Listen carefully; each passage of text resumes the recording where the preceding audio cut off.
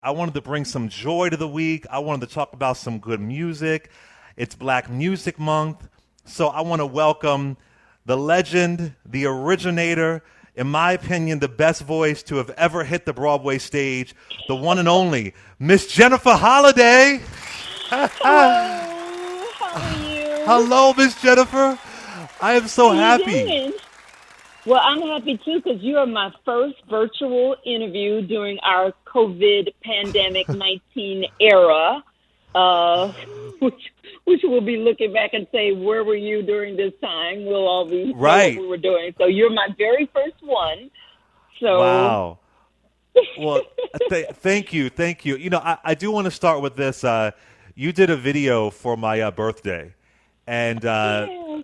it was just so nice and so kind. And I posted it on my social media.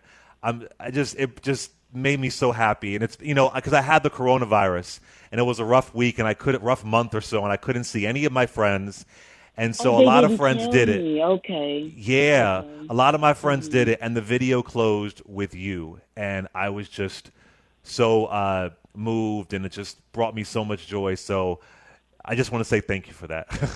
Oh, you're Thank you for that. welcome. I was happy to do it for you, and I'm sorry that you had to go through that experience, but I'm so glad that you are on the other side of it. I'm doing good. So, but let me ask you though, how are you doing? And consider everything that's going on. How are you and your family? My family and I are all well. Fortunately, none of us have contracted the virus, and I'm staying close in. I have multiple sclerosis, so I do have a compromised immune system. So I'm very, very careful, and so basically, just glad to be alive, to be here, and hoping that we'll all make it through this. Absolutely, absolutely. Well, I want to go back in time for a minute. I just want to go back because I'm Mhm. such a big fan of your career. I want to read you something from December of 1981 from New York Oh. Magazine. And they said this about you before Dreamgirls opens on Broadway. This is about the performances in Boston. For those that don't know, Dreamgirls, is in Boston. It's running there, and then it makes it to Broadway. Yeah, they And used to have here's what out of town trials, right, before we come to exactly. Broadway. Hmm. And they said this about a 21-year-old Jennifer Holliday. Jennifer Holliday sang "And I'm Telling You" as though a fire obsession were shriveling her soul. At the end of the second act of Dreamgirls, the theater thundered with applause. The critics were as overwhelmed as anyone else. Matinees and evenings, standing ovations became the rule. When you hear Oh that my goodness. 39 years later, what do you feel? Well, I feel that as a young woman at that time, because I had to grow up in Dreamgirls. So I turned every birthday 19, 20, 21. At that time, I was just turned 21 years old, and so a bit overwhelmed by the whole fuss. You know what I'm saying? Because growing up and singing in the Baptist church choir, you just sang. You know what I'm saying? So to me, I just transferred it to the theater, and it was like I don't know what the fuss is about because I'm just singing.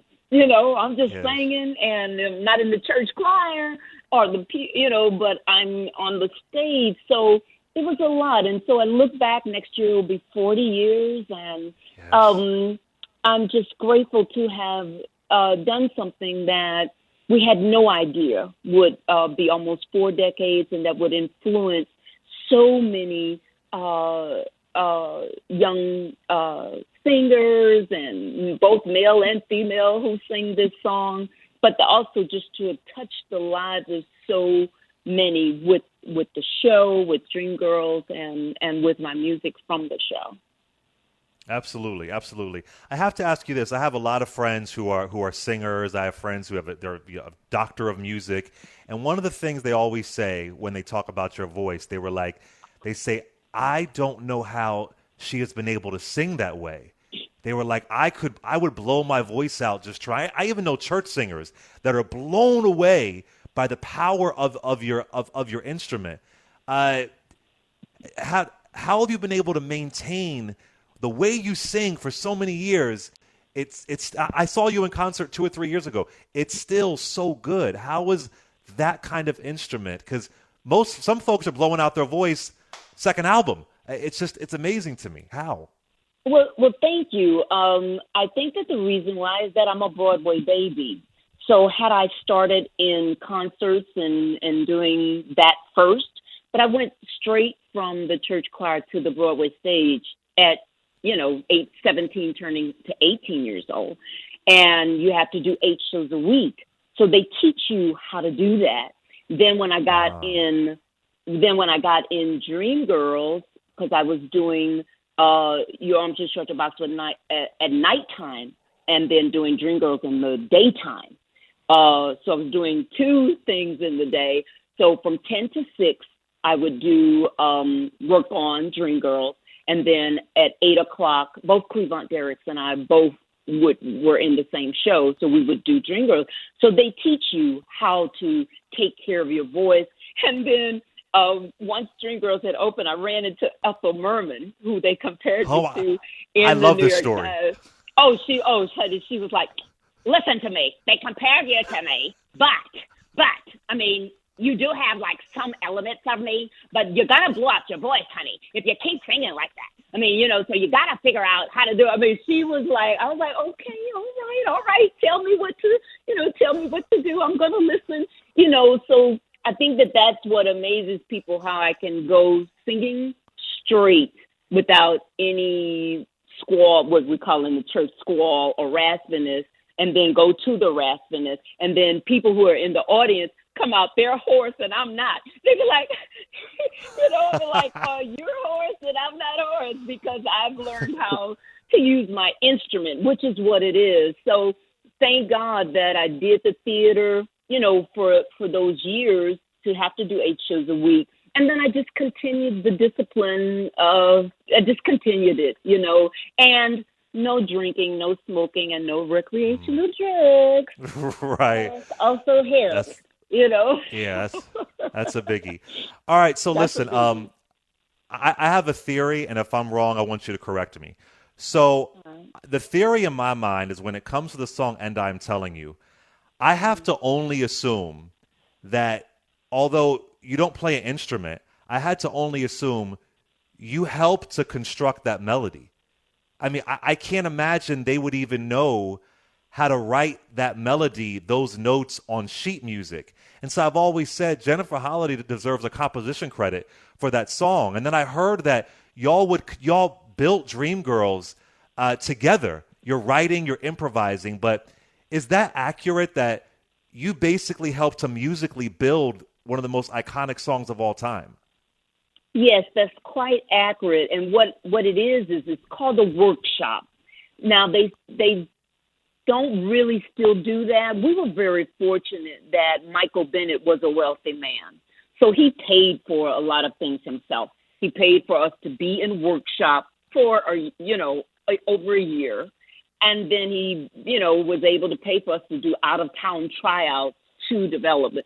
So all of us, me, Cheryl Lee Raff, Loretta Devine, Cleavant Derricks, Oba Babatunde, Ben Harney, we all pretty much wrote our parts, and contributed in the music as they were going along. And the beginning of, I wasn't there from the beginning of the workshop. Shirley Raff and Loretta Devine were. I came in, Cleavant Derricks and I came in later. And so the beginnings of And I'm Telling You was written, but the heart of it and the core, like you said, some of the stuff, and especially, me holding the note with the and I'm telling you. So that was all me. And the reason why that came about is that all of the big stars had come to see our show, and I knew Michael Jackson and got to meet Barbara Streisand, and had used Barbara Streisand to learn how to coordinate singing dialogue, because a lot of people don't remember that Dreamgirls is pretty much like an opera. A lot of recitatives, what they call them. The movie left a lot of that, out, a lot of the sung dialogue out. So Michael Bennett turned me on to Barbara Streisand, who I had never heard of, and they were like, who is Barbara Streisand? And they were like, you never heard of Barbara Streisand? I was like, well, do she know Aretha Franklin? Because, honey, that's all I know about. You know what I'm saying? Right. And then, so I had to watch all of these movies that she did, where she's singing and dialogue and whatever like that. And one of the things that impressed me the most was how she could hold a note forever. And so I've had no vocal training ever in my life. I've had no coaching or anything like that. So I practiced. And I practiced and I practiced. And I told Michael Bennett, I said, I learned this technique of from Barbara Streisand or stole it, of holding a note, and where could I use it? And I put it in, and I'm telling you. And in fact, when they got ready to record and I'm telling you to release it as a single, they wanted me to take that part out. In fact, they threatened me. They was like, if you don't take that holding the slow part out and whatever like that, we're gonna get somebody else to sing it. We'll get Gladys Knight to sing it. And Gladys Knight, she did sing it, but then they just went back with mine. Wow, they wanted you to take it out. You only got 30 minutes on this show. I got so much to tell you. Okay. You done brought me out of quarantine. I'm got so much to tell you. All right. Okay. Listen, we need to start like a change.org petition to get you a composition credit on that song. So I do have to ask you this because, it is LGBT Pride Month, and I want to make sure, I acknowledge this. Of course, yeah. Dreamgirls, a lot of gay men were a part of put that production together. Dreamgirls blows up. You're in your early 20s. And I believe 1/3 of the cast, they begin to die of HIV/AIDS. As a young girl, how did you? And although I don't want to compare the coronavirus to HIV and AIDS, they are different. But I'm just curious, as a young girl, seeing your friends passing away, and it's so suddenly. How did that affect you? Well, it affected us so overwhelmingly because the great sorrow that come and not only 1/3 of the cast, but most of the creative team, Michael Bennett, the director, producer, Tom Ian, the writer, Michael Peters, the choreographer, Teddy Azar, who did all of those fabulous wigs, and so many others who of the male who passed from it. But our greatest sorrow was that the difference between the AIDS and the coronavirus is that at that time we were calling people's parents, people's families, and telling them that they were dying or had died, and they said, keep them. We don't, because so many men were not out the closet then.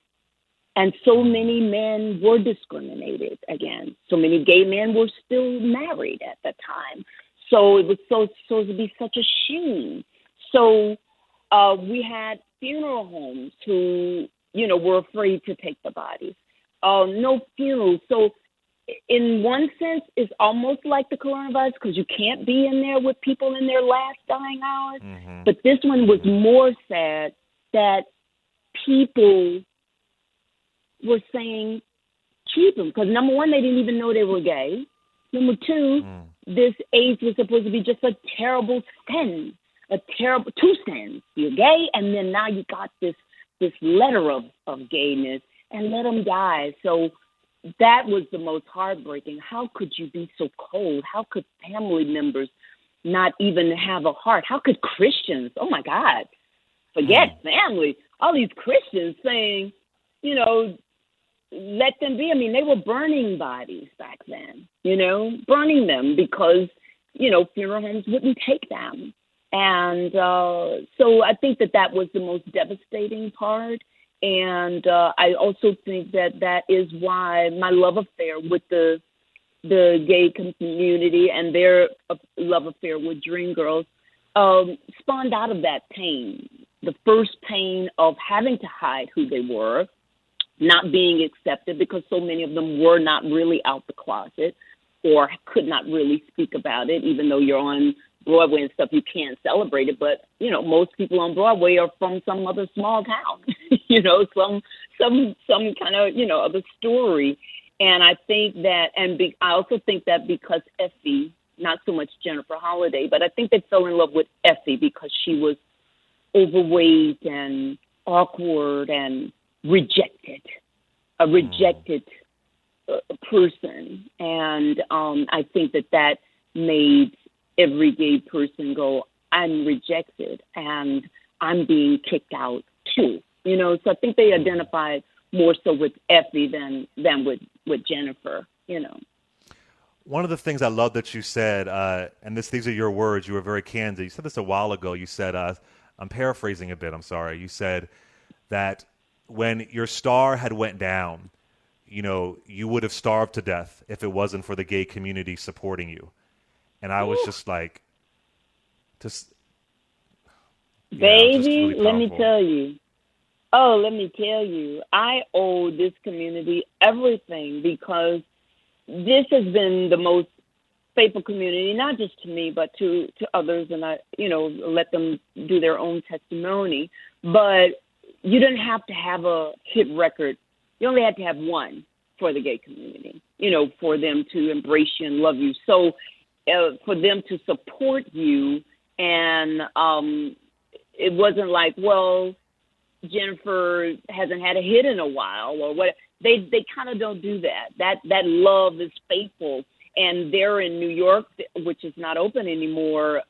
There was two places, Paradise Garage. And then there when I was really struggling, there was Splash, who allowed me to, wet bars. You know, I would sing at wet bars.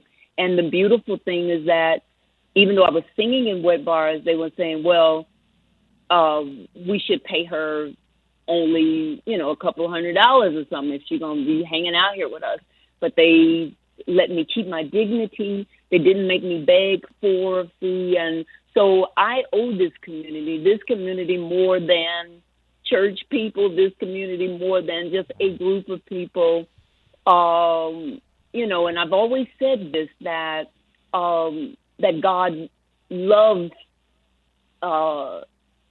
the LGBTQIA community because he loves me, and he would not be a hypocrite, nor would I. So why would he allow you to support me, take your money, and then put a sign and say, you know, you lowlife, you sinner, you heathen. You're going to hell, he loves me.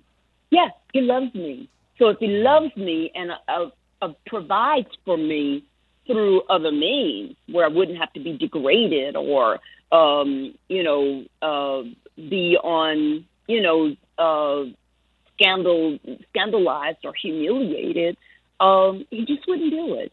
So I feel that, like I said, there's no shame in my game. I'll say it anytime. And this community kept me forward until the rest of the world caught up with me. So therefore, by the time the Dreamgirls movie came out in 2006, again, I got rescued because they started coming forth and saying, excuse me, somebody did this before.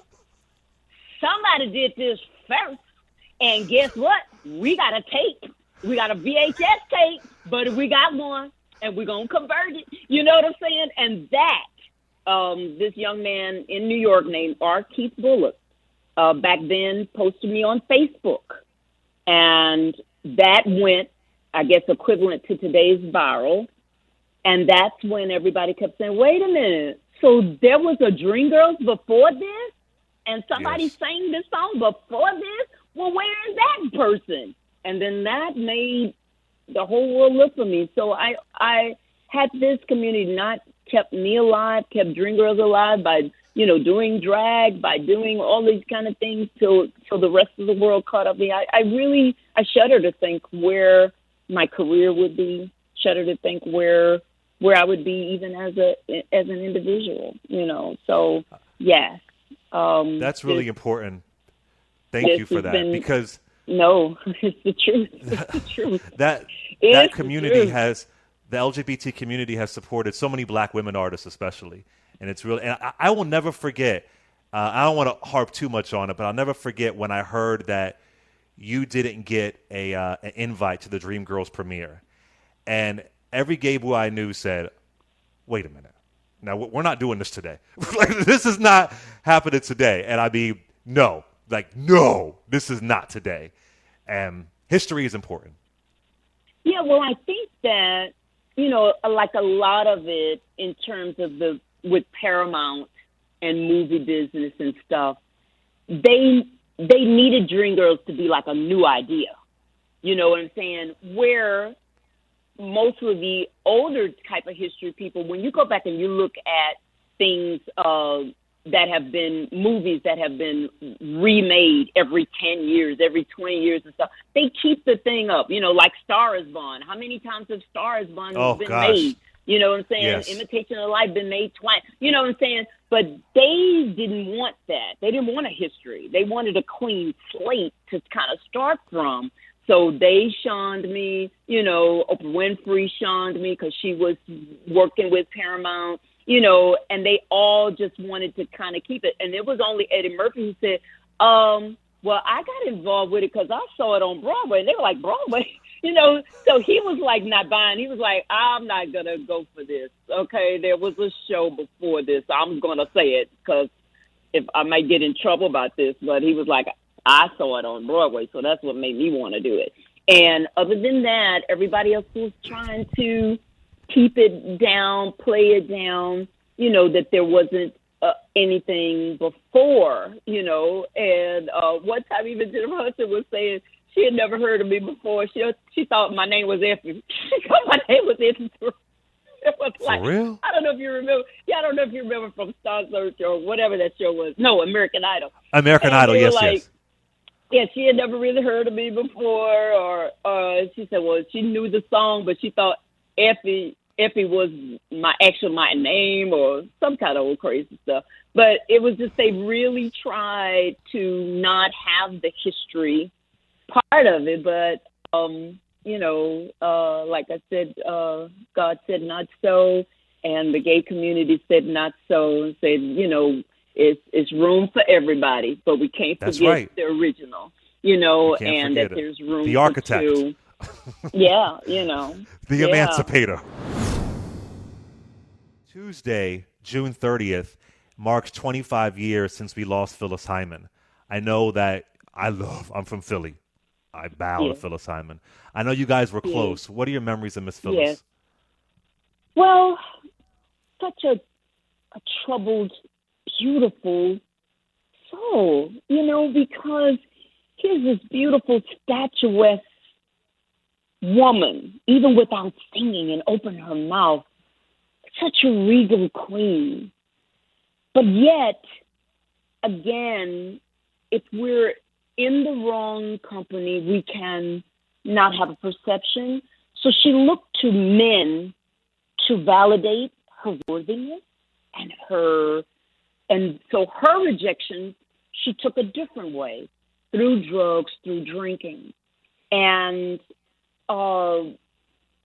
she realized it sometimes, but then just not enough, because her love and approval from a man was more than anything to her, and I don't know the whole history of growing up and everything, but that was more so of it. And the men did not treat her well, we know lots of beautiful women who have been abused, and we don't know why they've allowed that to happen. But my thing, because I had suffered with clinical depression and stuff, and I had saw her a couple of days before because I lived in New York. We lived not far from each other. And we were just laughing and talking, and, she smoked and she drank and she cussed like a sailor.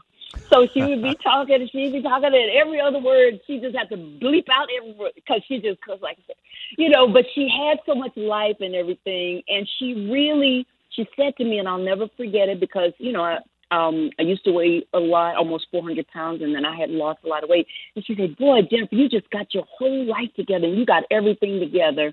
But what I should have went on to explain to her that we're all a work in progress. So it's not so much that I look so pretty now or beautiful now. I'm still that Jennifer that was a fat person, that was feeling rejected, and I'm working through that still. And I wish I just, not to know, I mean, we don't know if I could have saved her, but I really always had felt that I should have taken it and said, yes, I look like I've got it all together, and that's what I think happens. I mean, this young lady that just took her life, one of the writers of This Is Us, only 37 years old. Everybody looking at her, she's supporting everybody, whatever like that, and she takes her life. So I think that maybe 2020 to me has not been canceled because even though we have to wear a mask, we've unveiled many masks, and that we look toward our own self-discovery, because having to be in and having to be quarantined and stuff makes you look at the man in the mirror. And and so some of that's frightening to some of us, and some of that's so encouraging and inspiring to some of us that we can still grow and change. So hope has not been canceled. Love has not been canceled. It's going to be hard, but I tell people it'll get greater later. But you got to hang on in there. You got to stick around to see if it's going to turn around. So last one, I just got it because we were talking about him earlier. I played that clip. Okay. What are your memories of Mr. Luther Vandross? Another lonely soul. Entertainment is really hard. I think that everybody looks at stuff and say, there's so much money, they're fabulous and everything. But if you look at this, how many entertainers died alone? Prince in an elevator, Whitney Houston in a bathtub, Luther Vandross on the kitchen floor, Phyllis Hyman in the bathroom. You know what I'm saying? Why are we dying alone? So the loneliness can get to you. And another troubled soul where Luther, love, looking to be loved and accepted for who he was. So much so that because we used to be both big, and so when I lost weight, he even looked at that as a betrayal of him. I said, now look, I ain't putting back on this weight for you, but so you could feel better. But the thing about it, we used to love food, and we would fly to Paris just to get food. He would think about what it is, and he rent a plane, go get his jet, and we would go just to get food. We would go to Ohio for the ducks from some other place. You know what I'm saying? It was just food was our sense of love. And when he lost the weight and I lost the weight, but he put his back on, and he just was like, but I didn't have anyone to love me. I just found a reason to love myself. I just kept looking for a reason to love myself. And Luther, with all his hits and his genius and everything, needed a love from a person to fulfill him, just like Phyllis did. Miss Patty has talked about this, that he struggled really hard with not being able to be exactly who he was. Did you see that in him, that fear? I knew it. And the problem is, I feel too, with black artists more so than white artists, especially not just a black man, but a black female, lesbian, whatever, you're not going to be coming out to no black people because they're not even accepted in the church. I was like, sometimes I'll be listening to some of these people talk, and I say, you don't even know what the black gay person has to go through because of double, triple rejection from so many sides. And so I think, I don't know if, there wouldn't have been no way he could have ever tried to come out or nothing. There's definitely no way any female could ever, not in the black community, not in whatever, because especially not with church people or whatever like that. Now it could be slightly different. Everybody can kind of do that now because everybody wants to be on the right side of history.